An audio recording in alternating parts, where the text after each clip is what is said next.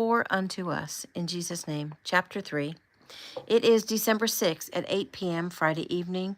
Pine Forest Country Inn, Pine Forest, Georgia. Lily. Lily stopped clearing the buffet and turned to look at the two people who just said her name. It was both Mr. and Mrs. Kino. The room had quieted when they'd spoken, and all waited to hear what the Kinos had to say. Bree smiled at her husband. You go ahead, Ricky. He shook his head. No, you go, sweetheart. She nodded. I was just going to compliment you, Lily, on this fine dinner. I think Miss Maddie is probably so very proud of you. Oh, Mrs. Kino, thank you so much. And I was going to say pretty much the same thing, Ricky added. And also that we want you to know how grateful we are to you and the rest of our East Coast family for such a fine farewell this evening. Well, I'd like to add our family's thoughts to what you just said, Mr. Kino, another man said. Everyone turned to him. He and his family were guests at the inn.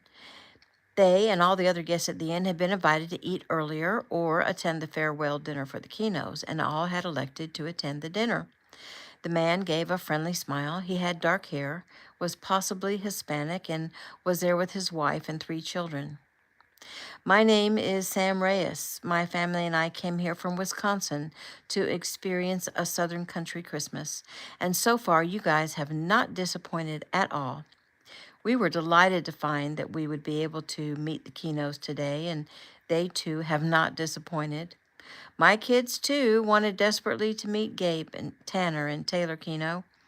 They've been very inspiring for our youngsters. But what I wanted to say is this place, this inn, this town, you people, you are special. You all have a spirit about you that is so inspiring and even motivating. And you, Miss Lily, I hear that you are responsible for the menu and that you are an exquisite chef.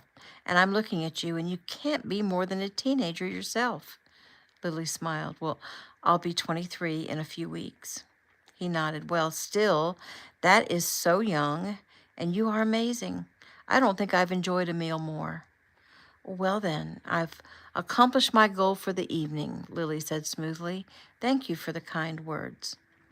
Mr. Reyes, Ricky said, may I ask what you do? The man smiled. I'm a criminal defense attorney in Milwaukee. Why? Ricky smiled. Because you speak eloquently and you're not shy, and I was trying to guess what you do. I was thinking either an attorney or a politician or maybe a television personality. The man's wife chuckled. I tell him all the time he should be on TV. The group laughed, and some of the other guests began introducing themselves as Lily and her staff worked on clearing up the food and dishes. But Lily was told to sit and relax by both her bosses, Jody Apple and Lisa Stewart. They told her that her job was over and she was clocked out, so she sat in a dining room chair and simply watched the interactions of all the amazing people around her. She admitted she was tired. She also was feeling a little lost. Sighing, she tried to figure out where this feeling was coming from. She'd just been given huge compliments from a bunch of people. She should feel thrilled and fulfilled and happy. So why did she feel this heavy feeling? Allowing herself to relax a minute, she let her eyes roam over the current scene. Near the giant fireplace that was open to both the dining room and the living room/lobby area, Ricky Kino knelt down in front of little Erilyn Stewart. He was smiling as he spoke to her, and she nodded her head, apparently in answer to a question he asked her. He touched her nose in a playful way, and Erilyn giggled and threw her arms around the man's neck and hugged him. Lily's eyes shifted to find Mrs. Kino, Brianna Adams, bouncing Lily's baby sister Gentian in her arms, cooing at her and kissing her face. And Lily's own mother held Gentian's twin, Isaiah, as she spoke to Mrs. Kino. Lily looked around for Gabe and found him with Taylor by his side as usual. They spoke to the 3 Reyes children. Also standing in that little group was Charlie and Matt Stewart and the newest member of the East Coast family, sweet Hannah Brown. She looked a lot different than the first time Lily had seen her. She was actually a very pretty little girl. She had long, dark blonde hair that was straight and smooth and shiny now. She had big brown eyes that appeared even bigger, because she was very thin right now. Lily was sure that Miss Jody would remedy that pretty quickly. Taylor put her arm around Hannah's shoulder as she spoke to the guests, and then Hannah smiled and nodded as she shook hands with the 3 kids. Lily's eyes shifted to Charlie, who also was apparently being introduced to everyone. He smiled and shook hands and then glanced in Hannah's direction. Lily smiled.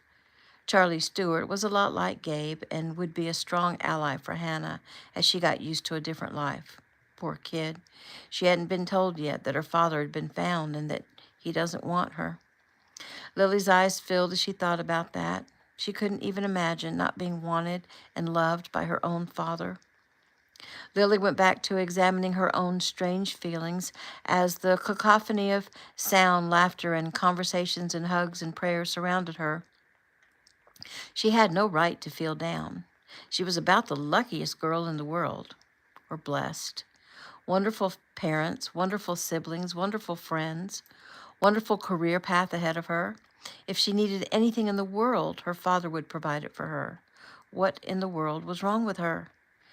She needed some alone time to think and pray and consider things. She needed quiet time where she could hear herself think, and more importantly, hear the Lord speak to her. She stood and made her way across the lobby to the front desk and the large wall of pegs that held everyone's coats and hats. She found her coat and put it on, then pulled her scarf around her neck, and then pulled her knit cap over her head, tucking her long blonde hair back behind her ears. Checking her coat pocket to make sure her keys were still there, she opened one of the double doors to the inn and started to step out, but was stopped by a strong hand grabbing her wrist, and she looked up, startled. "Gabe?" She drew a deep breath and gave a soft laugh. "You scared me." He smiled kindly. "Where are you going?" "Just out." "Out where? Out on the porch?" She sighed. "No, I'm going out for a drive. I need some alone time." He frowned and shook his head. "Alone?" "Yes." "This time of night?" "Well, it's not that late, and yes, this time of night." "No." "Excuse me?" "No, you can't go out alone for a drive this time of night." She raised her eyebrows at him. "Gabriel Tanner, I don't know who you think you are, but I don't need your permission." She snatched her arm out of his grasp. He sighed. "Lily, did you tell Dad where you were going out, that you were going out alone?" "No. He doesn't keep that close of tabs on me. Besides, he looked to be having a serious discussion with Uncle John." "He would want to know, Lily. I'm sure of it." "Well, he can call me when he's done talking." "Lily, you're not going." She rolled her eyes and tried to step outside. He grabbed her wrist again. "Look, I know I'm just your little brother, but I'm bigger and stronger than you, and I'm not letting you leave." She tried to jerk her arm away again, but he held fast. "Gabe, you'd better let go," she said this time, her voice raised as her temper came through. "Go ask Dad or Mom, but I'm not letting you go." "What's going on here?" They both turned at the deep voice of their father. They looked up at him, with Ricky Kino standing right next to him. Gabe sighed and backed away. "Close the door," Keegan said softly. Lily closed the door and looked up defiantly at her father. "So? Anyone want to fill me in?" Keegan asked. Gabe looked at Lily and nodded. "Go ahead. Tell him what you intended to do," he said sharply. Lily's face fell, and Gabe felt immediately sorry for being so harsh. Lily began. She cleared her throat and went on. I was going to go out for a drive. I needed some alone time to clear my head and talk to God. I just needed to be alone." Keegan glanced at Gabe and realized that he'd been trying to protect Lily. He nodded at her. "Okay, sweetheart, I get that you need some alone time, but it's dark and late. Could I maybe escort you?" "No, Daddy. I don't want to pull you away from Mom and the babies. You have so much to do and so many to look after, and I didn't want to bother you. So no, I won't be able to concentrate with you there." "Well," Gabe began, "then could I escort you?" She glared at him. "No. It's your last night with Taylor, so go be with her. Besides, I'm pretty mad at you right now, and I don't want to be around you. Gabe's eyes registered the hurt as his mouth pressed into a tight line. Before Keegan could say anything, Ricky jumped in. How about me? I mean, I'm not part of your immediate family, so it would be like practically a stranger escorting you and looking after you. I promise I won't speak to you or distract you in any way, unless you want me to. You can go where you want. You can drive. I'll just sit silently beside you and, like, pray or meditate or something. And then your dad and your brother will know that you're safe with me. He glanced at Keegan. You would know that, right? Keegan smiled. Of course. Lily rolled her eyes, but then nodded her head. Fine. Good. Let me grab my coat and tell Bree, and I'll meet you out front. Lily slipped out the door while Ricky went to speak to his wife, and Keegan glanced at Gabe, who seemed pretty troubled. You okay? Gabe shrugged. I was just trying to protect her. I didn't think you'd want her out driving alone at night, but she said you'd be okay with it, and I told her to talk to you, but she wouldn't. Keegan sighed. Okay. We'll talk about this when we get home. There are ways to handle things that won't cause such a confrontation. Go say goodbye to everyone. It's about time for me to get my family home. Gabe nodded and went to find Taylor. Are you still coming to spend the night at my house? Taylor looked up at him, her brow furrowing. Of course. What's wrong? Don't you want me there? Of course I do. I need you there. Well, then what's wrong? He shook his head. I just had a little argument with Lily, and she's pretty mad at me. He shrugged. She's been mad at me before, and it never really bothered me, but for some reason this time, it does. What did you argue about? Let's talk about it later. Dad says to say our goodbyes and head to the house. Taylor nodded and immediately started making her rounds to say her goodbyes to Mr. and Mrs. Stewart and Lena and Matt and the two sweet new babies, and then to Mr. and Mrs. Apple. She also said goodbye to some of the inn's guests and wished them a very Merry Christmas. And finally, she found Hannah standing off to the side talking to Charlie Stewart. She put her arm through Hannah's.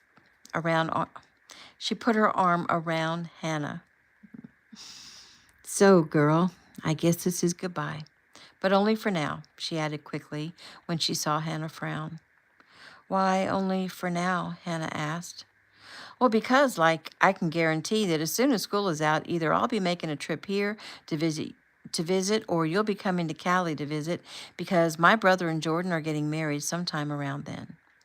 Oh, well, that sounds like fun. Oh, believe me, it will be.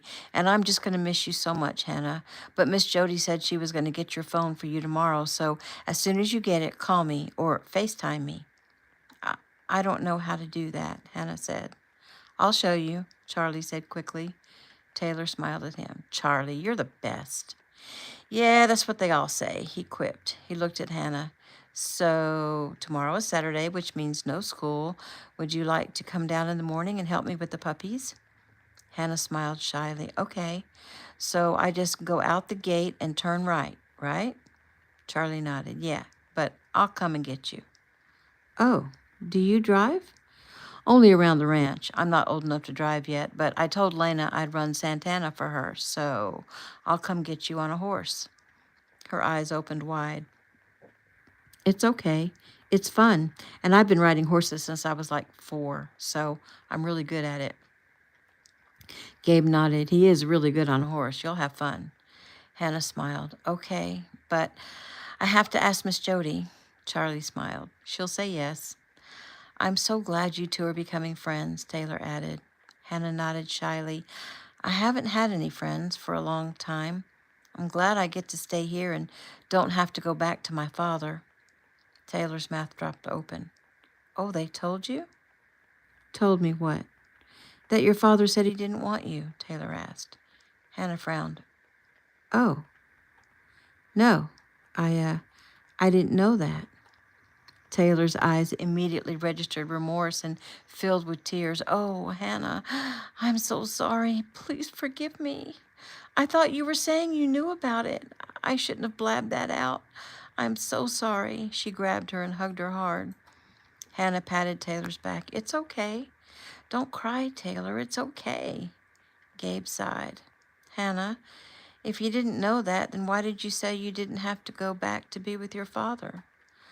Oh, because I heard Miss Jody and Mr. John talking. I heard them say I didn't have to go back, and they were happy that I was going to get to stay with them. They didn't say he didn't want me. So, like, what do you know? Tell me. You don't have to worry about my feelings being hurt. Please, tell me what you know. It was Charlie who spoke up. They found your dad and spoke to him. He has a new wife and 2 kids, like little kids, and he thinks it would be better for his new family to not have someone from his old family around to make trouble. Hannah sighed, her mouth turned down in a pout as she thought, and finally she looked up. Make trouble, huh? Well, you know what? I think he's right. I think it would be better for him and for me. I don't remember much about my dad. I know he and Mom fought a lot, but I don't really remember him spending time with me or like even talking to me and stuff. So you know what? I'm glad he doesn't want me because I don't want him either. And I'm really glad that I get to stay here with the apples and with all of you people who've been so good to me. I just wish someone could give my father a message for me. What message? Gabe asked. I'll make sure he gets it. Hannah made a savage face. Will you tell him that I'm glad he doesn't want me because I don't want him, and that I hope he's a better father to his new children than he was to me? So there, she said as her voice broke with emotion. Taylor threw her arms around the girl. Oh, sweetie, you are a fierce warrior. You fit in with us so perfectly. Gabe and Charlie smiled and nodded. She did fit in perfectly. Still, Gabe thought he needed to talk to the apples because he thought that eventually Hannah is going to need to forgive her father. And if she doesn't, there will be a bitterness inside of her that will hurt her. It will be a darkness that will try to push away the light. And for that matter, they all needed to find forgiveness. New scene. It is still December 6th, 9:30 p.m., Friday night, Tanner home, Pine Forest, Georgia. Gabe, Keegan began as he bounced a baby boy in his arms. I'll see you in my office after family prayer. Everyone, please meet at the bottom of the stairs for prayer, and then you can all head up to bed. It's been a long day. They gathered at the base of the stairs and stood in a circle, holding hands with those who weren't holding a baby. Taylor, will you honor us with a prayer since we won't have the pleasure of having you around for a long time? Keegan asked. Taylor smiled and nodded. I'd be honored to pray with this family. She closed her eyes. Dear Father, hey, it's me and the Tanner family. Well, like we're missing a few. Lily is out talking to you right now, somewhere else, and Heather and Nolan aren't here right now either. But Father, wherever the members of this family are, we ask your blessing of protection on them, also healing if anyone is in need of it. Father, we want to tell you how grateful we are for all that we have. And I'm so grateful for these people right here. You have blessed us with so much and with each other, and I pray that whatever any person here is struggling with, that you will help them find a way. And please bless Hannah and help her to feel your love and peace. We love you. We're so grateful for the gift of your son. So grateful. Be with us always. In Jesus' mighty name we pray. Amen. Amen, the family said and started saying goodnight to each other. Gabe smiled at Taylor. Well done, babe. So, I have to go speak to my dad in his office for a few minutes. When I'm done, I'll come up and find you to say goodnight properly. Taylor giggled. Not sure how proper that will be, Rose quipped as she went by. Probably about as proper as you said to Jericho before you left the hospital today. Huh, in your dreams, Rose said from the top of the stairs. Gabe, Daisy said, did you fight with Lily? We argued a little. I have to go to Dad's office about it. Oh, then it must have been bad. He shrugged. Yep, I'm a jerk and I know it. How's that? Oh, bro, I'm sure that's not it. Well, good night, you two, she said as she went up the stairs. Night, Taylor said softly. Gabe turned Taylor toward the steps. Go. I'll be up soon. Hurry, she said as she trotted up the steps. Gabe turned and headed to the office and poked his head in. His father wasn't there yet because he'd helped his mom get the little ones upstairs, so he slipped into the hot seat and waited. He glanced over the desk where his father had been working from almost exclusively since his mom became pregnant. He wondered when his father would be asked to go back to the office.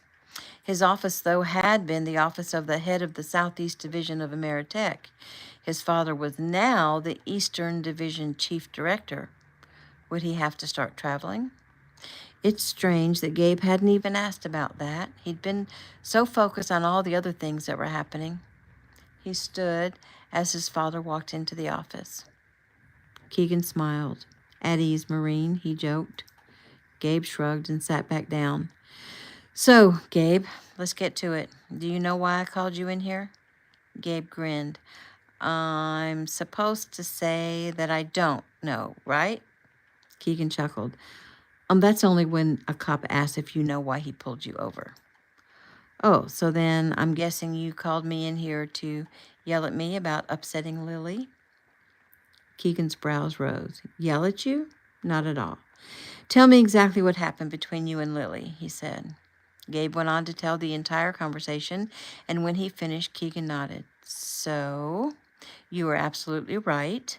I wouldn't want her to go out at night alone to aimlessly drive around. And son, you actually did the right thing up to a point. You stopped her by grabbing her arm. Good. You asked her what she was up to. Good. You suggested she talk to me. Good. You told her no. Not so good. That's a power play, and it's not going to settle well with anyone, female or male. You threatened her physically. Wait, what? I didn't threaten her. I wouldn't do that. Did you or did you not say you were younger but bigger and stronger? Well, yes. Well, what does that imply? What does bigger and stronger have to do with anything, unless you're suggesting to her that you will use your strength to keep her from leaving? Gabe nodded and lowered his head, then looked back up. Dad, I'm a guy. Am I supposed to protect the females in my life or not? Yes, you are, but not by overpowering her. Unless, of course, she was in immediate danger, which she wasn't. You did good by trying to get her to go and speak with me. Yeah, and that didn't work, he complained. And that is when you should have offered to escort her, not after you had her all riled up. So you're saying I have to walk on eggshells to make sure I don't upset someone when I'm just trying to protect them? Like I said, no, if there is immediate danger. But there was no immediate danger, so yes. Part of having a good relationship with someone is finding a way to communicate fairly, even gently. It takes effort. You can call it walking on eggshells if you want, but it's a good thing to learn. I mean, Gabe, you could have simply asked her why she needed to be alone, or was there something you could do to help her? You didn't have to resort to physical restraint. Gabe blew out a breath. I feel a resistance to what I'm trying to teach you, son. There's more to this than you're telling me, Keegan asked. Gabe shrugged. It's just that, Mrs. Davis, when we went to the lake house last spring, she wanted to be alone too. She just wanted to walk alone. And I offered to go with her, me and the boys. But she wanted to be alone. And I shouldn't have let her, no matter what. I knew it was dangerous. I had an immediate feeling that she shouldn't go. I had that same feeling tonight. You know what happened to Mrs. Davis. I was not going to let anything happen to Lily, like it or not. Keegan nodded. I appreciate that, son. I'm proud of you for that. You weren't wrong. I'm just telling you that there are different ways to handle different situations. Do you understand what I'm trying to get across? Gabe nodded and sighed. I think so. It's a more flies with honey kind of thing. Correct. Now, let's go a step further. And for the sake of your future marriage, narrow this down to a relationship between a husband and wife. What will you do if Taylor disobeys you? Will you physically restrain her? Or will you speak softly to her and reason with her together? Gabe nodded. The second one. Good. That shows that you not only love her, but respect her. Your mother and I, we're partners in the decision-making department. Yes, I can overrule her if necessary. And she can certainly overrule me, though she's so protective of me and so supportive of me, I doubt she'd do that. She always has my back. But if she did think she needed to overrule me, she would do it in a respectful way. And so would I. We are one unit, one in purpose. We work together, always, without anger, without power plays. He stopped talking and sat silently. He could drone on and on about this, but he'd learned in the interest of time and energy that there's a time to stop. He'd made his point. He'd learned to make his little talks with his children short and to the point. Gabe finally nodded. I'm sorry, Dad, to cause trouble. I simply love my sister so much, I couldn't bear for anything to happen to her. Well, that's good to hear. And I realize, Gabe, that she said hurtful things to you when you were only trying to do your job and protect her. Don't worry, though, because she and I have an appointment in the morning. Gabe sighed. Well, don't go too hard on her, Dad. Obviously, something is bothering her. Keegan smiled at the compassion being shown. Yes, I agree. Something is bothering her. Well, don't worry. We'll get to the bottom of it with the good Lord's help. New scene. Gabe smiled as he looked Taylor over. She wore white flannel pajamas. Her hair was back in a braid. Her face was scrubbed clean of any makeup. He wondered why she even wore it, because she looked the same with or without it. Beautiful. She stood in front of him, smiling her gorgeous smile. You look like an angel, he said softly. She giggled. I'm not thinking very angelic thoughts. He nodded. Me neither. Will you hold me? She asked. Yeah, he said with a grin. He took her in his arms and held her tight against him. Your hair smells really good. She sighed. You smell really good, too. He lifted her chin and kissed her softly. Ah, Taylor, I'm going to miss you so much. One day, baby, one day we won't have to say goodbye. Or even good night, she whispered. Or even good night. He agreed as he lifted her into his arms. He carried her to his bed and laid her down. I promised my father I wouldn't stay up here with you, but, well, you know. She giggled. What do I know? You know you can come down to the den and cuddle with me if you wake up in the middle of the night and are feeling lonely. I will, her brow wrinkled. What's wrong? Oh, nothing. I was just wondering why you're sleeping on the sofa in the den when there's a guest room up here that's closer to me. Oh, well, that's one of the reasons. It is closer, and Mom and Dad think with you here it would be too easy for us to sneak into each other's room. Well, they're right about that, because that's what we do at my house. He nodded.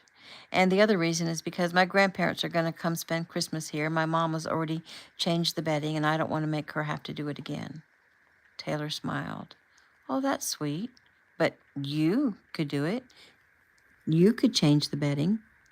Gabe grinned and shrugged. I'll just sleep on the couch. She giggled. He knelt beside the bed and kissed her again. Thank you. For what?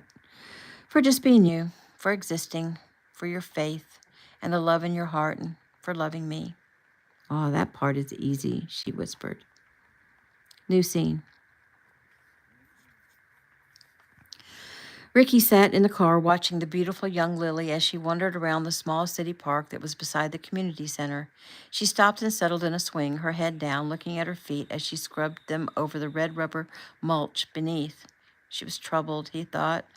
Earlier tonight, he and Bree had lavish compliments on her about her cooking talents. She was quite a chef.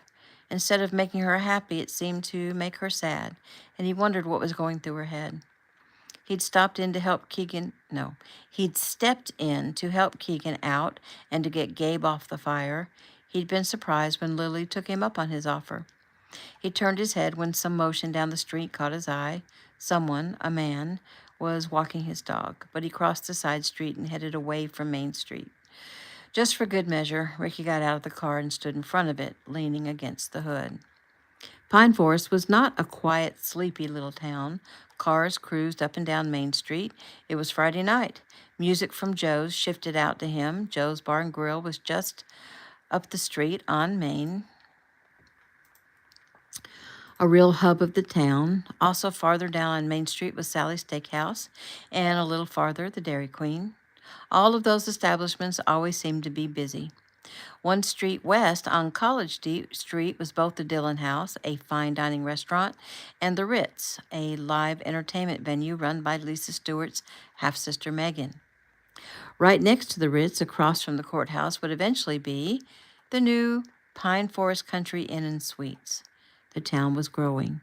West of the high school, about 5 miles out, was a large new complex that consisted of many freestanding establishments, including a large movie theater, a sporting goods store, a couple of different nationwide department stores, a furniture store, and some eateries. He'd been told that the people of Pine Forest weren't worried a bit about people losing interest in their downtown area, thanks to Mayor Bradbury and his push to keep Pine Forest fresh, easily accessible, and interesting with its old-fashioned Hallmark movie appeal. It was the best of both worlds, and the mayor was very good at walking the thin line between their original appeal and making things modern and up to date. Between him and the town council, they were on it. Once the new inn opened and brought in more people hungry for the small town vibe, it will increase the town's income and help support the citizens who make the town what it is, a treasure. Ricky looked up as Lily made her way out of the little park and toward him. She smiled as she approached, but it was obvious that she'd been crying. He nodded. "Are you okay, sweetie?" She shrugged. "Do you ever feel like God's not listening?" He smiled. "Sure. Everyone feels that way sometimes. I wonder if he's busy and just doesn't have time for me and my little life.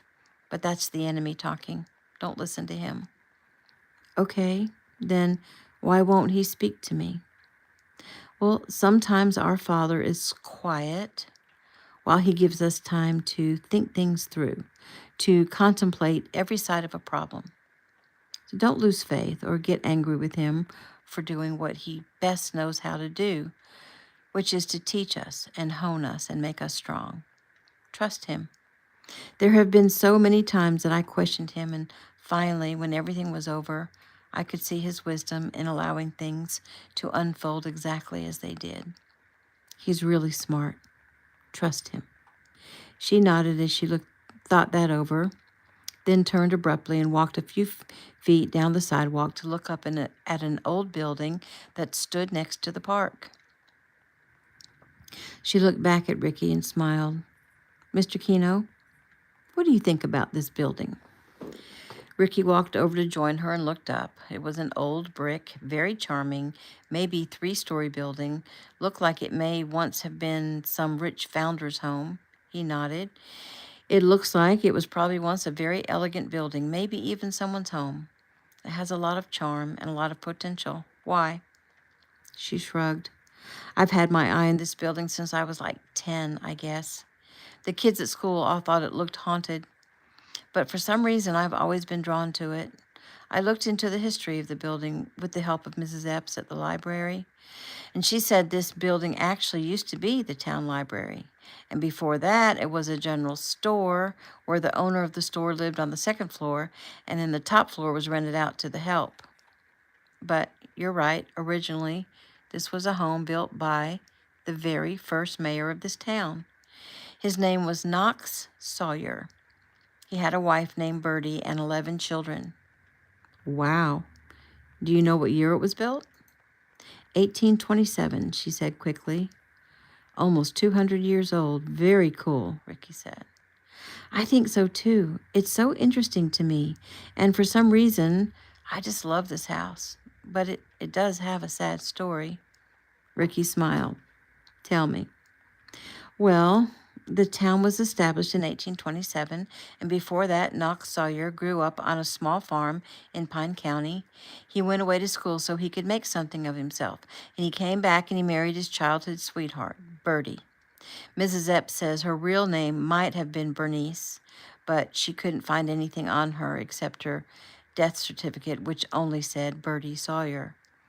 He built this house for her in 1827, and they filled it with children. 6 sons and 5 daughters. They had a lot of parties here. They were very happy. Mrs. Epps said that they were probably very wealthy. But then the baby, who was only 1, and the middle daughter, who was 7, contracted yellow fever, and they both died. And Bertie was so distraught, she simply wasted away, and a year later, she too died. And after that, Knox was inconsolable, and he shut himself away and drank a lot. He depended on his older daughters to help raise the family, and when one of them fell in love and wanted to marry and leave her father, he wouldn't allow it, and she was so distraught over that she ended up killing herself. Lily shook her head and stopped to wipe a tear from her eye. And after that, a yellow fever epidemic swept through, and all but his 4 eldest sons died. And shortly thereafter, Knox also died. And some say he died of a broken heart, though there is no cause listed on the death certificate. Then his boys sold the home and left town and never came back, or so they say. She sniffed, and Ricky held out his arms. She allowed him to hold her and comfort her. "Sweet girl," he said softly, "it shows how much love there is in your heart to feel the loss of these people so much. You know, there are a lot of sad stories in this world." She sniffed. "Yes, I know, but for some reason, this one just hurts so bad. I look at this old building and imagine all the joy, and then all the sorrow." "I understand," he comforted. "Lily, you know, us men, when someone is hurting, we try to fix it." She gave a soft laugh and pulled away so she could see his face. "I know. Sometimes it makes my mom mad. She says she just wanted my dad to listen and understand and not try to tell her how to fix it." He laughed. "I'm sure. So is this one of those times that you just like me to listen?" She sighed and shrugged. "I guess. I mean, how can you possibly fix this? It's done. It's history." "Well, what good is history? What good is learning history if we can't learn from it, right? I mean, the Bible is history, right?" She nodded. "Okay, I'm listening. Go ahead, fix it." He chuckled. "Good. Well, let's see. How do I start?" He nodded. "Okay. So, for a long time, Knox and Bertie Sawyer were happy, right?" "Yes, sir." "What made them happy?" She shrugged. "Each other, I guess. Their love for one another." "Yes, each other. And their love for each other and for their children, probably. Maybe also their prestige as the family of the mayor." She nodded. "Maybe." "And getting to live in this beautiful home and having parties, which meant they had money to spend, so they were prosperous. So we wonder, how did it all go so wrong? And we start looking at the deaths as the reason. But I submit to you that the reason was something else. Those things we just named, those were things that made them happy. And we can't base our joy and our happiness on things. Not even on worthy things like our spouses and our children. What is the basis of all happiness, Lily?" "God." "Right. But that short answer seems like a pat answer, doesn't it? Just a quick answer we can say without much thought. But the longer, more thought out answer is our connection to God, our knowledge that He truly exists, and our relationship with Him, and the knowledge of that life is eternal. That is what brings us joy. Our joy cannot depend on things or on our circumstances. When we have that connection to God, we can see that everything else is only a temporary thing. Our lives here, our homes, our cars, etc., those are only a drop in the bucket of life. When we have built a relationship with God the Father and His Son Jesus Christ, then we understand how most things don't mean much of anything in the grand scale of things. That knowledge takes away all fear of death or separation. When we have that connection, we are comforted. God, God sends His Holy Spirit to give us peace and understanding, and the sting of death is no more. He sighed and shook his head. My family, actually our families, yours and mine, what we went through this past year with my dad and your brother, it taught us so much about the realness of the eternity of our lives. We can't just brush that aside. So thank goodness for the lesson God gave both of our families. But I submit, this Sawyer family, they didn't understand the realness of God. They may have been Christians, maybe not. They may have gone to church, but they didn't really get it. When her children died, Bertie couldn't get over it because she didn't really believe she'd see them again. And when Bertie died, Knox was inconsolable again because he didn't really think he'd ever see her again. Unfortunately, that applies to many Christians in this world. I admit, I was really torn up when I thought my father had died. It was going to be hard. I was going to miss him. It was going to hurt for a while, and I didn't want to lose him. But, Lily, I know I will someday, and I have to apply what I've learned. Life is eternal. God is real. Jesus really existed. He died and rose. We have to walk the walk and not just talk the talk. The Sawyers, I think, probably didn't have that relationship built, and when the things they had were taken away, it took away their basis for happiness. Once they were down and depressed, the enemy was able to get into their heads and destroy. Knox began drinking, which is poisonous to the mind, body, and spirit, and puts large cracks in our armor. Satan is very good at what he does. He jumps at the chance of using trauma to get into our heads and destroy. That's just what he does. So how do we fix it? Well, what happens to the Sawyers now is between them and God. Still, the lesson is a good one, and we can learn from it. Hone that relationship with Jesus. Make it strong. Show faith and trust even when you think He's not listening. Live upright and nobly and holy the best you can. You will be happy, no matter what you do or don't have. She smiled. You sound like my dad. He nodded.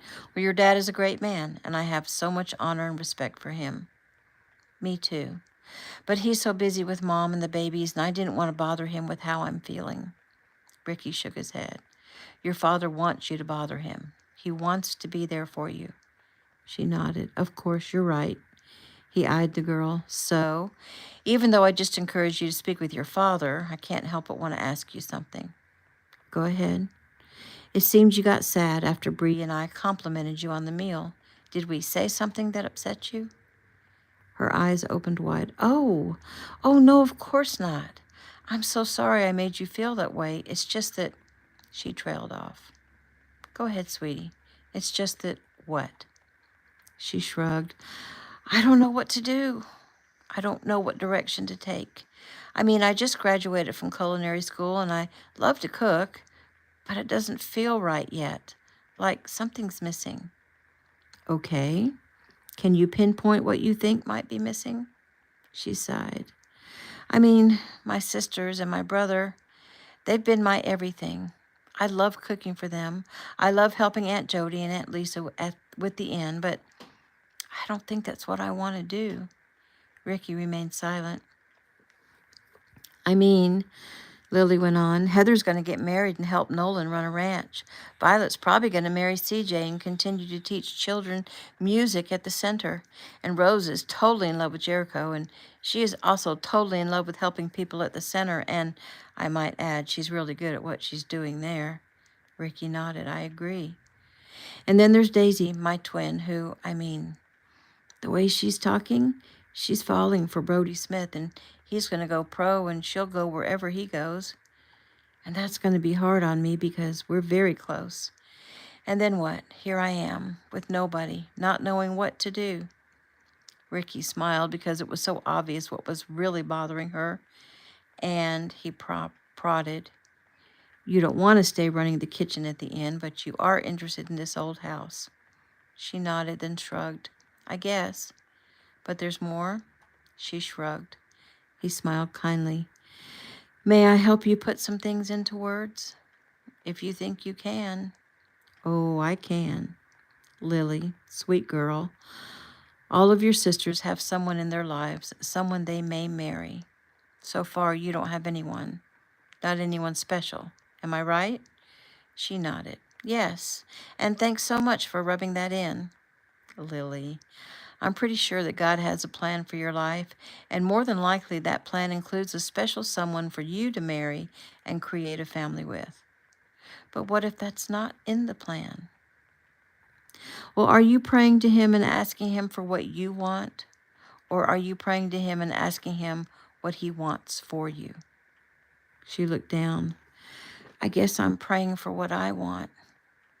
If you only want to do His will for you, then you can't go wrong.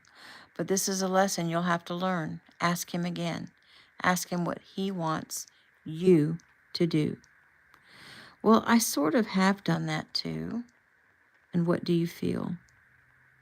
I keep seeing this house in my head.